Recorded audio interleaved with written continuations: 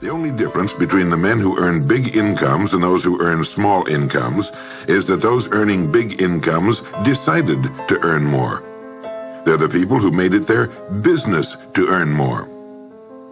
You see, a woman who does not think about baking an apple pie for dinner tonight will never think of looking up the recipe for apple pie. Without the decision for pie, there's no motivation for checking out the recipe. A man who does not think about driving his car to St. Louis, Missouri or Nacogdoches, Texas will never get road maps which show how to get to St. Louis or Nacogdoches. And a man who never decides to earn more money will never think of learning how, of looking up the rules for earning more money. You see, people do what they make up their minds to do.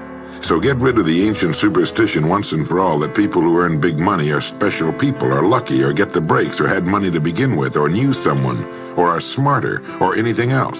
These are alibis. They can all be disproved 1,000 times. The reason there are so many of these alibis around is that men who fail to make the grade financially are seldom honest enough to just admit that they really didn't try and keep trying. So in order to justify their failure, in order to remain seated, they dream up and pass along these old alibis. We're all self-made.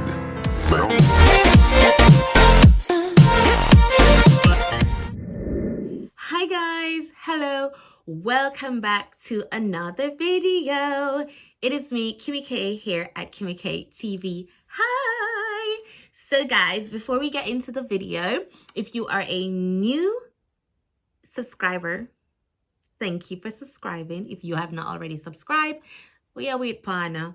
Hit the subscription button and the bell notification so you can be notified whenever we post another video. And for all my OGs, hi guys! Thank you for sticking with us. Okay, so here on KimmyK TV, we discuss entrepreneurship, we talk about agribusiness, business in general, success, self-love, motherhood, and money. So we talk about money a lot on this channel, and basically all the things that I do to make my money, I tend to document them here as well for you to watch, and also for me to make references back to. So on my last video, we talked about, you know, just checking in and what we can do for this year. What is our goals? And, you know, what is it that we really want to achieve this year? Because we can't just be blowing in the wind. You know what I mean? We have to have a plan so that we maximize each and every single day that we have been given, as it is a blessing. Right.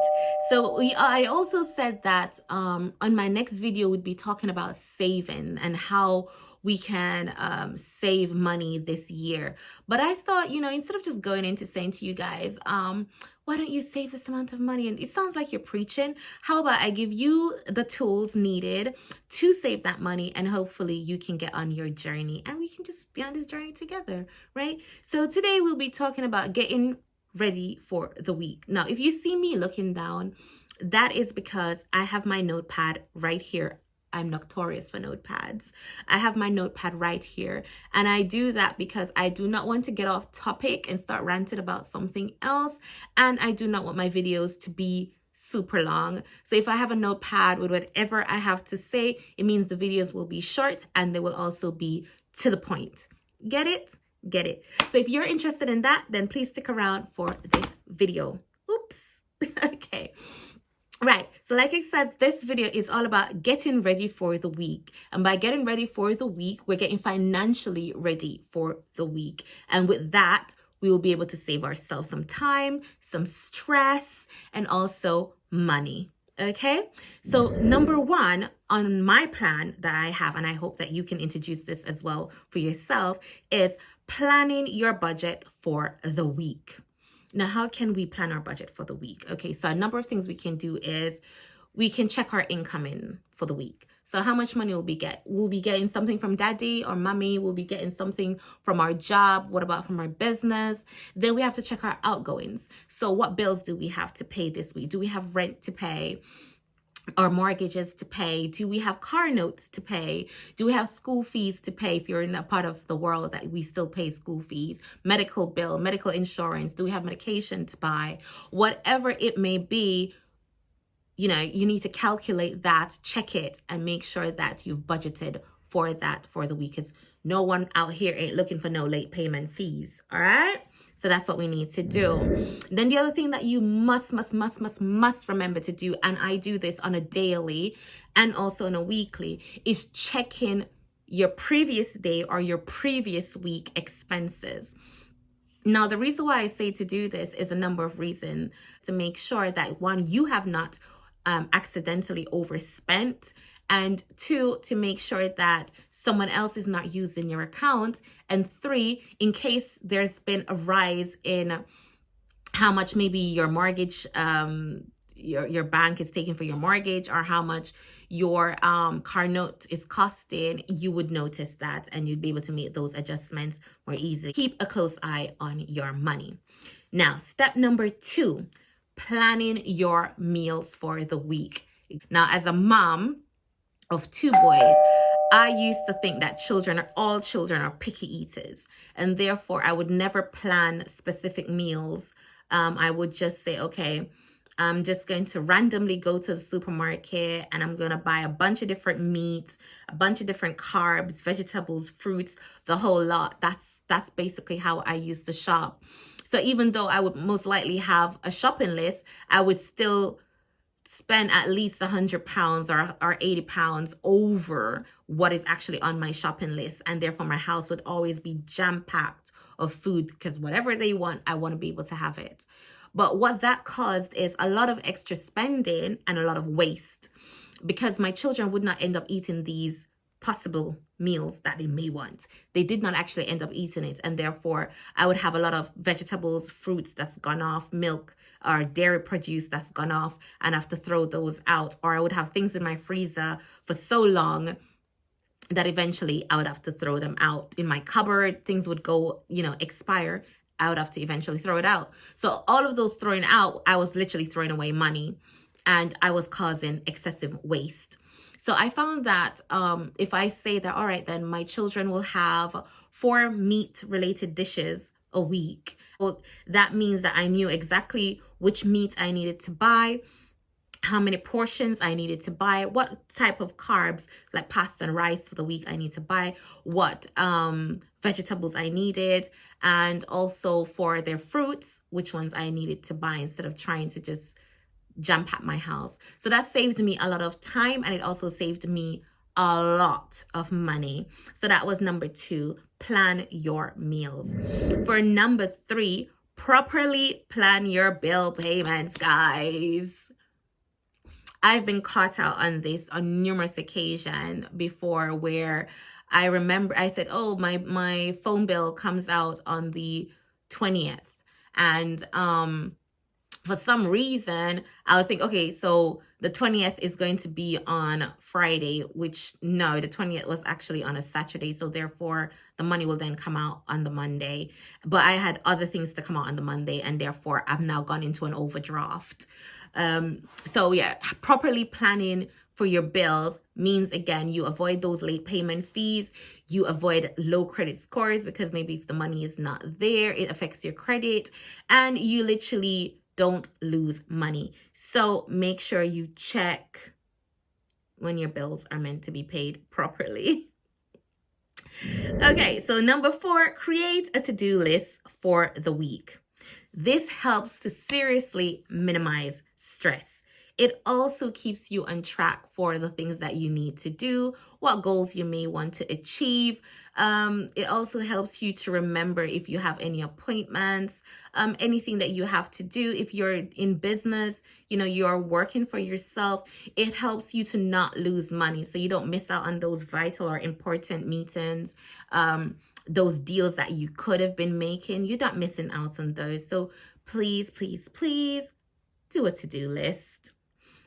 Number 5, set new goals. Track your progress from the previous week as well. So goals tend to create great milestones in our lives, okay? However, when you set weekly goals, they can be broken down into bite-sized chunks. So, you could say, all right, this week I want to make sales of up to £100.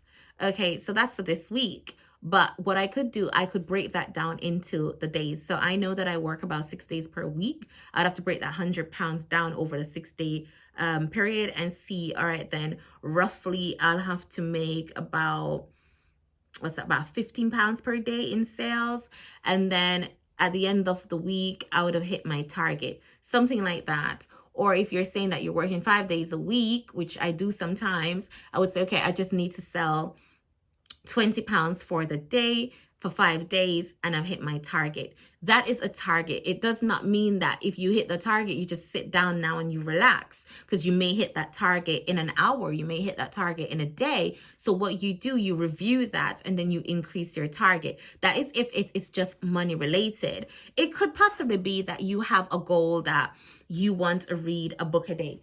Like I mentioned in my previous video, this is a book that I read, and this is a positive action plan. So every day, every single day, my goal is to read my quote for the day. The goal that I want to incorporate more exercise into my daily routine.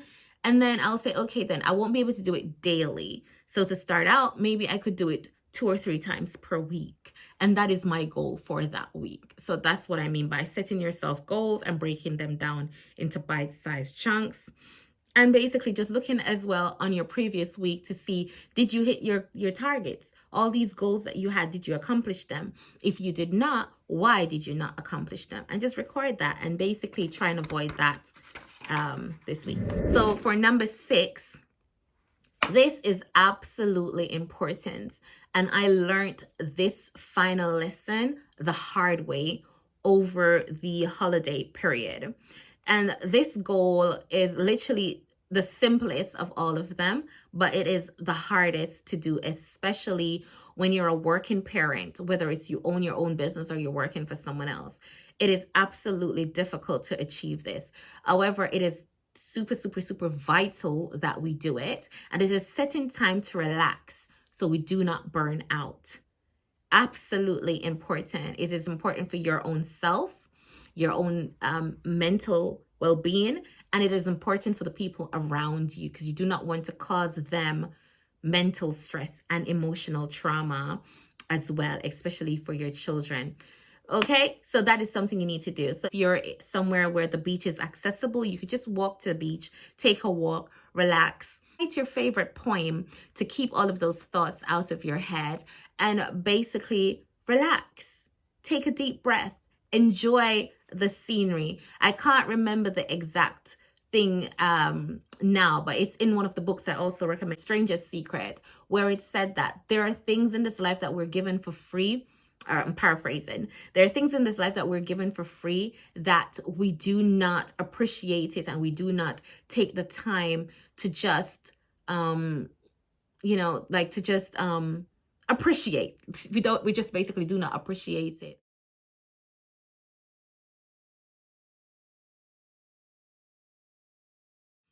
We don't treat our body as well as we should, and we do not appreciate the scenery around us as much as we should. So take the time to relax, take a walk on the beach, take a walk just out of your house, stretch your legs.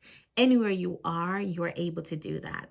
Now, I want you guys to comment down below what it is, or what other things do you do to get yourself financially ready for the week. Until next time, it's me, KimmyK, here at KimmyK TV. Bye.